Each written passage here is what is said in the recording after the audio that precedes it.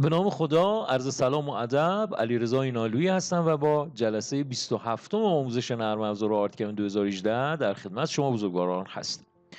خب میرسیم به بخش ماشین کاری. توی جلسات قبل با در واقع ابزارهای ترسیم، ویرایش و اینکه چطوری یک طرح رو طراحی کنیم توی محیط آرتکم آشنا شدیم و حالا میخوایم بریم ببینیم که چطوری میتونیم اونا رو جی کد بگیریم و قبل از اینکه ما بخش جی کد گیری رو توضیح بدیم نیاز هست که ما آشنا بشیم با انواع تیغ‌های CNC و ببینیم هر تیغ CNC چه رد ابزاری رو برای ما روی ورق MDF ما یا چوب ما به جا میذاره. پس من برای همین کاتالوگ شرکت آردن رو تهیه کردم تا یک سری توضیحات رو خدمتتون عرض کنم. خب این یک تیغ CNC هست. این قسمتی که با حرف A مشخص کرده ما به این قسمت میگیم قطر تیغه. این قسمتی که با حرف B مشخص کرده و یک الماسه داره اینجا و باربرداری انجام میده ما بهش میگیم قسمت کارگیر. این قسمتی که با حرف B مشخص کرده از اینجا تا اینجا. قسمتی که با حرف D مشخص کرده یعنی از اینجا تا اینجا ما بهش میگیم شفت تیغه. خب از این قسمت تا این قسمت ما بهش میگیم شفت تیغه. قسمتیه که داخل کولت بسته میشه، داخل دستگاه ما بسته میشه و تیغا با قطر مختلفی، شفت ها با قطر مختلفی توی بازار وجود داره. قسمتی که با حرف C مشخص کرده قطر شفت تیغه ما هست، میبینید؟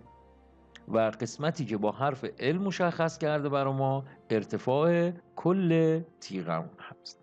پس ما یاد گرفتیم شفت تیغه چیه، قسمت کارگیر چیه، قطر تیغه چیه، قطر شفت چیه، ارتفاع شفت و قسمت کارگیر ما در واقع چی هست.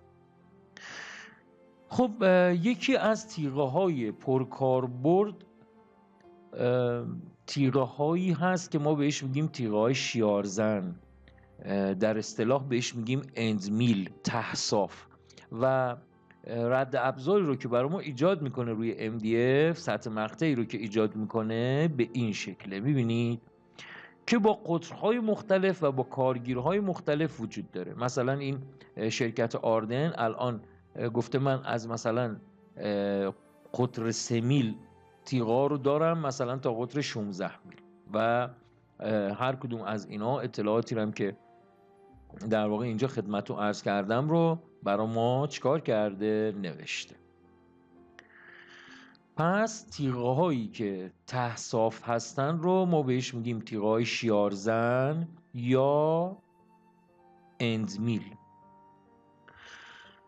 خب بعضی از تیغه های اندمیل دارای 2 تا پره هست، ببینید 2 تا قسمت الماسه هست اینجوریه و این 2 تا قسمت کارشون باربرداری هست. اما بعضی از تیغه هم هست مثل این که فقط مخصوص برش زدنه، البته میشه با شیار هم بزنی. اینا 3 تا پر داره، برای برشکاری بیشتر استفاده میشه. خب یا یک همچین تیغی جز تیغه های اندمیل هست چون سطح مقطعی رو که ایجاد میکنه صافه، اما این قسمتش مارپیچیه، مثل یک مته عمل میکنه و مخصوص برش زدن هست. این هم یک نمونه باز تیغ سپر، این رو بهش میگن تیغ سایلنت و جز دسته تیغ های اندمیل هستن. نوع دوم تیغه های پرکاربرد ما بهشون میگیم تیغه های انگشتی، ببینید مثل سر یک انگشته، یا بهشون میگیم بال نویز، تیغه های به معنای دماغ گرد و همچین رد ابزاری رو برای ما ایجاد میکنه که با قطرهای مختلف توی بازار وجود. خب این تیغه ها دوستان عزیز من هر کدومشون با قطرهای مختلف رد ابزاری رو که روی چوب یا MDF برای ما به جا میذاره میبینید با همدیگه متفاوته. نسبت به قطر این تیغه اون رد ابزاری که ایجاد میکنه چیه؟ متفاوته. میبینید الان اطلاعات تیغه ها رو به ما داده اینجا که از مثلا قطر 3 میلیمترش هست تا قطر 50.8 دهم میلیمتر و بهمون هم گفته که مثلا A چیه؟ ببینید قطر تیغ است. یا مثلا B چیه؟ این قسمت کارگیر تیغ است. و D چیه؟ C چیه؟ و R چیه؟ R این قسمت در واقع هلال هست. اگر ما این رو یک دایره فرض بکنیم، این قسمت رو یک دایره فرض بکنیم، این شعاع در واقع این قسمت هلال شده هست که اینجا برامون این اعداد رو برامون نوشته و هر کدومش رد ابزار مختلفی رو به جا میذاره. نوع بعدی تیغه تیغه‌های وی شکل هستن که همینجوری که میبینید مثل حرف وی انگلیسی برای ما یک همچین سطح مقطعی رو ایجاد میکنه. سطح مقطعی با یک زاویه خاص نسبت به زاویه تیغه که زاویهشون از 60 درجه هست تا 150 درجه و اینجا برای ما شکلش هم کشیده. میبینید که هر کدومش چه رد ابزاری رو به جا میذاره. مثلا این یک تیغ 90 درجه است با کارگیر زیادتر، این یک تیغ 90 درجه است با کارگیر کمتر، باز این یک تیغ 90 درجه با کارگیر کمتر. میبینید این دوتا تیغ مثلا وی 60 درجه است، این وی 120 درجه است و میبینیم که با هر در واقع اطلاعاتی رد ابزاری رو که به جا میذاره با هم کاملا متفاوته. یک اپراتور دستگاه CNC و یک طراح لازمه که بدونه اینا رو که هر تیغی چه رد ابزاری و چه سطح مقطعی رو روی چوب و MDFی که میخواد ماشین کاری بکنه براش به جا میذاره. مثلا این رو ببینید، این یه تیغ وی 60 درجه است و باشی همچین دری رو اومده تولید کرده. این قسمت ها گل های کنار و این گل وسط رو اومده با عمق کمتر و این قسمت رو اومده با عمق بیشتر با تیغ وی 60 درجه در واقع ماشین کاری کرده و یک همچین خروجی رو بهش داده. میبینید؟ خب یک نمونه تیغ دیگه هست بهش میگیم تیغ‌های پروفیل. ما اصطلاحاً به این تیغ‌ها میگیم تیغ‌های آر. برای پخ کردن لبه‌های کار ما میتونیم ازش استفاده بکنیم. برای تولید درب‌های میله‌ای هم ما میتونیم ازش استفاده بکنیم. حالا درب‌های میله‌ای رو دیدید، ما میتونیم با یه همچین تیغی درب‌های میله‌ای رو تولید کنیم. این هم باز دو نمونه دیگه از تیغ‌های پروفیل هست که نسبت به مدل در واقع این تیغ یک سطح مقطعی رو روی MDF برای ما ایجاد میکنه و ما میتونیم هر کدوم رو که دوست داشتیم تهیه کنیم و توی کارگاهمون اطلاعاتش رو توی محیط آرتکم وارد کنیم تا ببینیم که در واقع چه سطح مقطعی رو برای ما روی MDF ایجاد. این تیغ رگال هست و جای رگال رو برای ما در میاره. میبینید سطح مقطعش به این شکله. این تیغ رو بهش میگیم تیغ دم چلچله برای اتصال. باز این تیغ‌ها بهش میگیم تیغ‌های ناودونی که همچین سطح مقطع‌هایی رو برای ما ایجاد میکنه. میبینید انواع تیغ‌هایی که وجود داره شرکت آردن یعنی الان داره به این شکله و یک همچین سطح مقطع‌هایی رو هم برای ما ایجاد میکنه.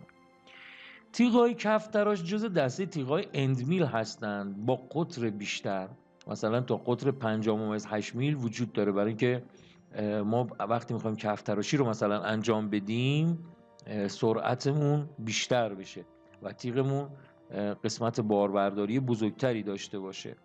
جز دسته تیغ‌های اندمیل یا ته‌صاف در واقع حساب میشن. تیغ‌های تونیک کلاسیک دو پله ببینید قبلا یه همچین تیغایی موجود نبود توی بازار. ما میخواستیم یه کاری رو مثلا CNC کنیم، باید چند بار جی کد میگرفتیم تا یه همچین تایی رو بتونیم به وجود بیاریم. به این طرح تمیزی هم مثلا نمیشد. اما امروزه همچین تیغایی وجود داره که کافیه یه دونه وکتور ما رسم کنیم و بهش بگیم که مثلا با این تیغه برامون اجرا بکنه. میبینیم که یک طرح به این شکل رو، یک سطح مقطع این شکلی رو برای ما روی MDF مون یا روی چوبمون به جا میذاره. میبینید انواع مختلفش وجود داره که شما اگر بخواید همه این تیغ‌ها رو تهیه بکنید قطعا هزینه خیلی بالایی رو باید بکنید.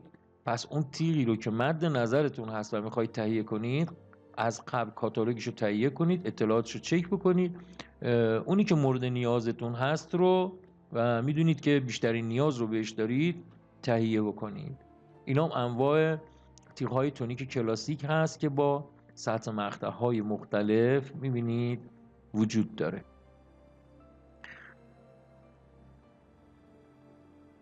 این تیغ‌ها رو ما بهش میگیم تیغ بشقابی یا پاکتی هم بهش میگن. سطح مقطعی رو که ایجاد میکنه به این شکل، دقیقا مثل اندمیله، با این تفاوت که این گوشه ها رو اینجوری تیز نمیکنه دیگه بر ما. این گوشه ها اینجوری نرمه. و تیغ تونیک کاسه‌ای، تیغ تونیک 15 درجه و انواع مختلفش. باز تیغ ناودونی، ما به این تیغا میگیم آر، برای دربای میله‌ای بیشتر استفاده میشه. و انواع تیغ‌های پروفیلی، باز دو نمونه تیغ آر، تیغ پروفیل. بریم پایین‌تر ببینیم که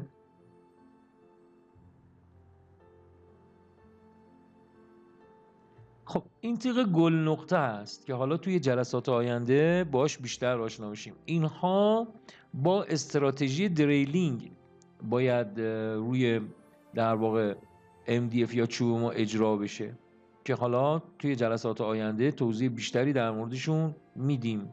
گل نقطه یه دونه‌ای وجود داره، اینجوری ستایی هم هست میبینید. و تیغ دکمه‌ای که به این شکل 4 تا الماس داره. تیغ نیمگرد هست، یه همچین سطح مقطعی رو ایجاد میکنه. این تیغ برای جای شیار در واقع شیشه هست. این تیغ برای جای دستگیره هست که انواعش 4 مدلش رو در واقع شرکت آردن داره و سطح مقطع‌هایی هم که برای ما روی MDF به وجود میاره به این شکله. ما مثلا بالای یه درب رو میتونیم به یک همچین شکلی در بیاریم به عنوان دستگیر مخفی استفاده بشه. این تیغ ها قرنیزه، تیغ برای قرنیز یا تاج میتونیم استفاده بکنیم که معمولا روی آورفرز میبندیم یه همچین تیغ هایی رو.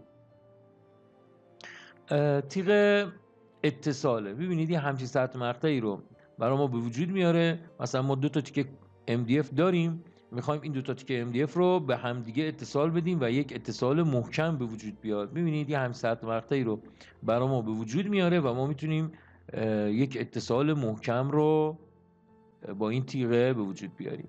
تیغ نیمگرد هست و دیگه تیغهایی که بولبرینگ دارن. تیغهایی که بولبرینگ دارن معمولا برای CNC نیستن. میبینید اینجا هم خودش روی CNC ضرب در کشیده. برای فرزهای دستی و آور فرز هست یا فرز میزی هست. تیغهایی که بولبرینگ بالا یا پایین دارن مثل اینا مخصوص CNC نیستن و دیگه ما کاری به اینا نداریم.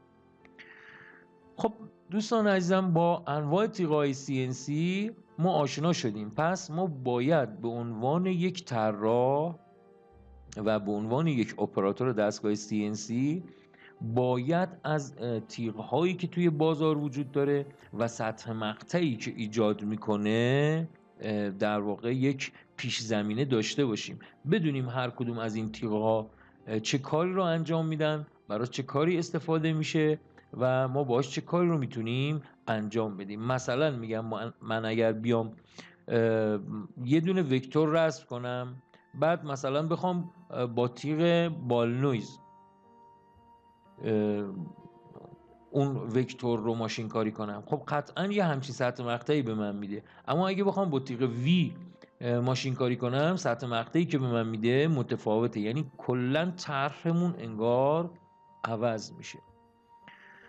پس میخوام خواهش کنم ازتون قبل از اینکه بریم توی بخش جی کد گیری، کاتالوگ شرکت هایی مثل آردن، مثل ایران تیغ، مثل دامار یا حالا هر شرکتی که شما میخواید ازش تیغ تهیه کنید، کاتالوگش رو دانلود کنید، ببینید چه تیغایی وجود داره، بنا به نیازتون اون سری تیغایی که بخواید در واقع خریداری کنید اطلاعاتش رو حتما بردارید تا توی جلسات آینده بهتون میگم چجوری اطلاعات تیغه رو ما وارد میکنیم توی محیط آرتکم. و آرتکم یک قسمت خیلی باحال داره که قبل از اینکه ما بیایم توی فضای در واقع واقعی یک ماشینکاری رو انجام بدیم، میتونیم ببینیم که مثلا یک درب رو اگه من میخوام تولید کنم یه قسمت داره به نام قسمت سیمولیشن. من میتونم با تعریف تیغ و جی کد گیری هایی که انجام میدم قبل از اینکه در واقعیت برم رو دستگاه CNC اجرا بکنم و ببینم، همینجا میتونم ببینم که اجرا شدهش به چه شکل در میاد و تو قسمت 3 بعدی این رو به من نشون میده. پس مهمه که سطح مقطع تیغ ها رو بشناسید، ببینید هر تیغی چه رد ابزاری رو برای ما به جا میذاره. خب امیدوارم که این جلسه هم کاربردی بوده باشه براتون و تا جلسه آینده خدایا رو نگهدارتون.